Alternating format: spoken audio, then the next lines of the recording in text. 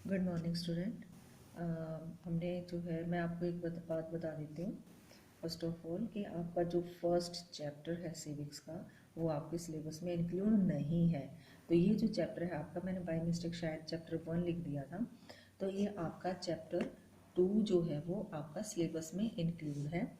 जैसे मैंने आपको बताया था कि इसमें जो डेमोक्रेसी है, कि डेमोक्रेसी की अगर देखा जाए, मैं एक बार बेसिक से आपको बता देती हूँ जो मैंने आपको चैप्टर में बताया था। देन उसके बाद आपको जो मैंने पॉइंट आपके जो मैंने प्रीवियस वीडियो में डाले हैं, आप उनको पहले इनको वीडियो में देखोगे, देन उसके बाद आप चैप्टर पढ़ोगे तो आपको ये पॉइंट काफ़ी हेल्पफुल होंगे। क्योंकि पूरा चैप्टर बुक के थ्रू रीड करवाना जो है वो पॉसिबल नहीं है। क्लास में तो हो जाता था लेकिन अब पॉसिबल नहीं है। तो आप जैसे जैसे ही वीडियो में इन पॉइंट को देखोगे, जो मैंने आपको पॉइंट इस चैप्टर में बताए हैं, जैसे जो वीडियो डली है, तो उसमें आप जब ये इन पॉइंटों को पढ़ के जब आप चैप्टर रीड करोगे तो काफ़ी इजी होगा आपको। देन उसके बाद आपका क्या है, जो क्वेश्चन आंसर मैं दे रही हूँ वो आपको फेयर नोटबुक में लिखने हैं। देन उसके बाद जब आप चैप्टर रीड कर लोगे तो उसके बाद 1 मार्क्स के क्वेश्चन आप 20 या 30 या अप्रॉक्स जितने भी आप बना सकते हैं आप बना सकते हो। ठीक है, तो 1 मार्क्स का क्वेश्चन और ये क्वेश्चन, और बाकी अगर आप 3 मार्क्स के या और कोई क्वेश्चन बना सकते हो तो आप मेरे को जो है मेरे मोबाइल नंबर पे जो है इस पे, यही मेरा व्हाट्सएप है, आप व्हाट्सएप पे भी भेज सकते हो और मेरे को कॉल करके भी पूछ सकते हो। मैं आपको अपना नंबर दे देती हूँ, 8178706713। आप इस पर कॉल करके भी बच्चे स्टूडेंट पूछ सकते हो और व्हाट्सएप पे भी आप मेरे को पूछ सकते हो। तो अगर आपको कोई भी डिफ़िकल्टी आती है तो देन उसके बाद मैं जो है ये आपको क्वेश्चन आंसर जो है वो बता रही हूँ। क्वेश्चन आंसर में क्या है कि आपका जो है वो मैं एक बार बता देती हूँ, और यही नोट्स जो है वो मैं आपके जो है वो पीडीएफ में भेज दूंगी। ठीक है,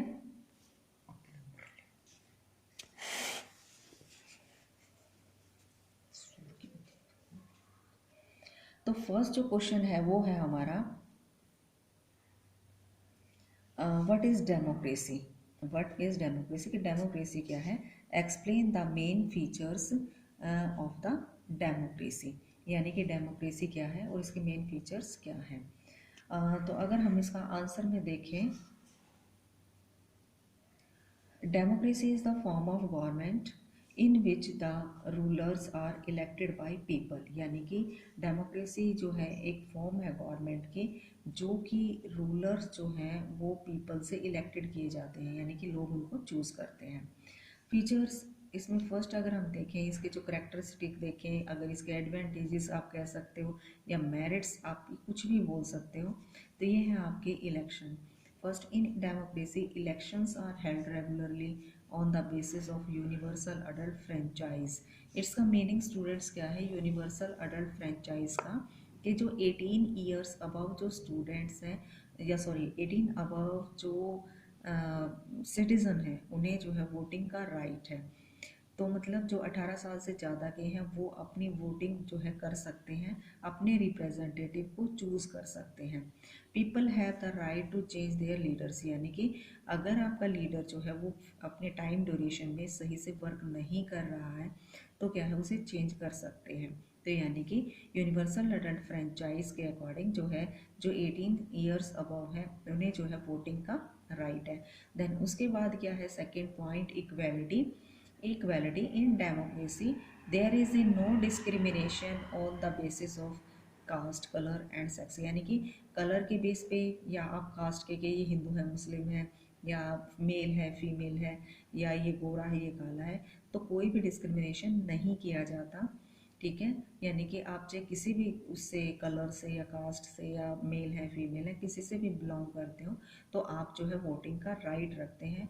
आपको सभी वो राइट दिए जाएंगे जो कि एक सिटीज़न को प्रोवाइड किए जाते हैं। देन जो थर्ड पॉइंट है आपका वो है फ्री एंड फेयर इलेक्शन। यानी कि कोई भी जो है इसके अंदर डिस्क्रिमिनेशन, या जो ये कह सकते हो कि भाई कोई भी डर्टी ट्रिक्स जो है वो यूज़ नहीं की जाती।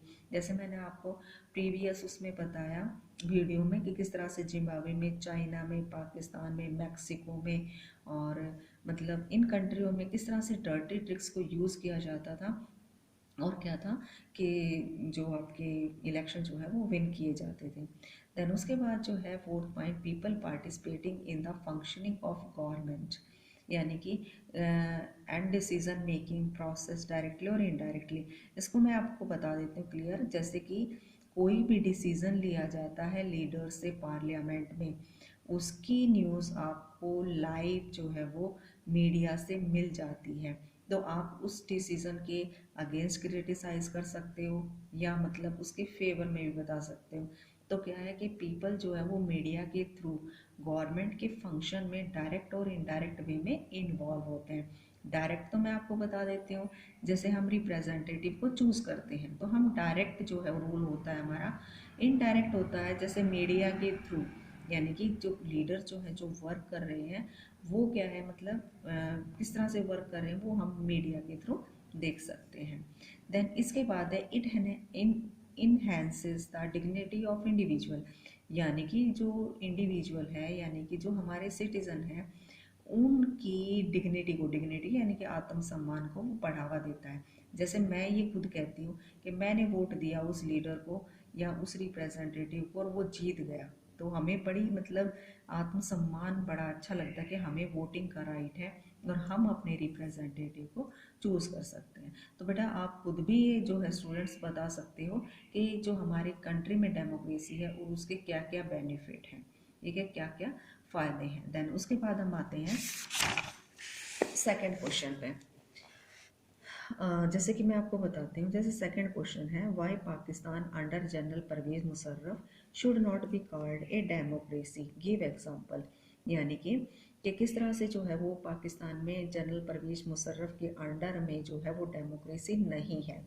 देखो मैं आपको वीडियो में भी बता चुकी हूँ और आपका मैं जो है क्या नाम है नोट्स में भी मैंने बताया था और आपको ये बुक में क्लियर मिल जाएगा अगर आप देखेंगे तो। फर्स्ट पॉइंट है मुशर्रफ लेड ए मिलिट्री कॉप, यानी कि उसने मिलिट्री कॉप के थ्रू जो है 1999 में अपने आप को एस्टेब्लिश किया। Then he declare himself the chief executive of the country, यानी कि उसने अपने आप को चीफ एग्जीक्यूटिव जो है वो कंट्री का एस्टेब्लिश कर लिया था। देन सेकेंड पॉइंट, ही चेंज हिज डेस्टिनेशंस, यानी कि उसने अपने आप को चीफ एग्जीक्यूटिव से प्रेसिडेंट जो है वो एस्टेब्लिश कर लिया था कंट्री का, ठीक है। देन उसके बाद जो है इन 2002 ही issued a legal framework order, उसने एक मतलब लीगल फ्रेमवर्क ऑर्डर जो है वो पास किया था। According to this order the president जो है वो डिसमिस कर सकता था नेशनल और प्रोविंशियल असेंबली को। जब तक मैं ना बंद मत करूँ। पाकिस्तान, देन उसके बाद क्या था कि पाकिस्तान हैड इलेक्शन, यानी कि इलेक्शन हुए पाकिस्तान में। Elected leaders had some power, यानी कि जो लीडर्स थे जो चूज़ किए गए थे उनके पास कुछ पावर थी, ठीक है। बट अगर देखा जाए तो मिलिट्री ऑफिसर्स और मुशर्रफ के हाथ में मेन पावर थी। तो यानी कि ये कह सकते हैं जब इनके हाथ में और आर्मी के हाथ में पावर थी तो हम उस फॉर्म को डेमोक्रेटिक पावर नहीं कह सकते। देन उसके बाद हमारा क्वेश्चन आता है why are election in China not fair and free and fair, यानी कि फ्री एंड फेयर इलेक्शन नहीं थे चाइना में। जैसे मैं आपको बताती हूँ, election are regularly held after 5 years for electing the country's parliament called national people congress, यानी कि एनपीसी जो थी वो वहाँ पर पार्टी थी, नेशनल पीपल्स कांग्रेस जिसको बोलते हैं। और इनमें क्या था कि वो हमेशा जो है वो विन करती थी। देन उसके बाद क्या था कि 5 years की ड्यूरेशन के बाद जो है इलेक्शन जो है वो कंडक्ट किए जाते थे। National people's congress has the power to appoint the president of the country, यानी कि इसी के पास पावर थी कि वो प्रेसिडेंट को जो है वो अपॉइंट करती थी। 3000 members are also elected by the army, यानी कि जो मेन कंट्रीब्यूशन होता था वो आर्मी के 3000 मेंबर्स का होता था। Then government is always formed by the communist party, यानी कि गवर्नमेंट जो हमेशा कम्युनिस्ट पार्टी की ही बनती मतलब विन करती थी। तो मतलब ये कह सकते हैं कि यहाँ पर अगर हम देखें तो क्या था कि जो है वो डेमोक्रेसी नहीं थी। देन उसके बाद क्या था, अगर हम जिम्बाब्वे का देखें why Zimbabwe not consider a democratic country, उसको भी हम किस तरह से नहीं कह सकते हैं। जैसे मैं बताते हैं, Zimbabwe has been ruled by ZANU PF for 3 decades, यानी कि 3 शताब्दियों से जानु पीएफ जो है वो यहाँ पर रूल कर रहा था। इट्स लीडर, जो उसका जो लीडर था Robert Mugabe, has been ruling the country since independent, यानी कि वो भी जब से इंडिपेंडेंस उन्होंने गेन की थी तब से वो रूल कर रहा था। Election has been held always win by ruling party, they have not been free and fair, मतलब इलेक्शन जो थे वो रूलिंग पार्टी ही जीतती थी कंटिन्यूअस, दूसरी कोई पार्टी नहीं जीतती थी। तो क्या था कि इनको वो डर्टी ट्रिक्स यूज़ करते थे तभी वो विन हो पाते, तो इलेक्शन जो है फ्री एंड फेयर नहीं थे। Mugabe used unfair practices in the election, वो मतलब डर्टी ट्रिक्स यूज़ करता था तभी जो है वो इलेक्शन विन कर पाता था। अपोजिशन पार्टी हाज हरश, मतलब जो अपोजिशन पार्टी थी उसको अच्छे से ट्रीट नहीं किया जाता था, उसके साथ मिसबिहेव किया जाता था, उसको मतलब ये कह सकते हैं कि उसे सही से ट्रीट नहीं किया जाता था। Public protest again the government आज डिक्लेयर्ड इलीगल्स, यानी कि लीगल माना जाता था उसे, और टीवी मीडिया जो थी वो गवर्नमेंट के अंडर में थी। तो स्टूडेंट्स आप देख सकते हो कि इनमें जो है वो क्या था कि ये ट्रिक जो है वो यूज़ करते थे। That's why in this country में, जैसे जिम्बाब्वे का मैंने दिया, चाइना का दिया, पाकिस्तान का दिया, तो इसमें हम जो है ये नहीं कह सकते कि जो है आपकी डेमोक्रेटिक गवर्नमेंट थी, क्योंकि अगर डेमोक्रेटिक गवर्नमेंट होती तो जो है ये फेयर होता सब कुछ, और रूलिंग पार्टी और अपोजिशन पार्टी दोनों ही फील्ड में आते, और इलेक्शन जो है लोगों के ऊपर डिपेंड करता कि भी जो है वो किस पार्टी के रिप्रेजेंटेटिव को वो चूज कर रहे हैं।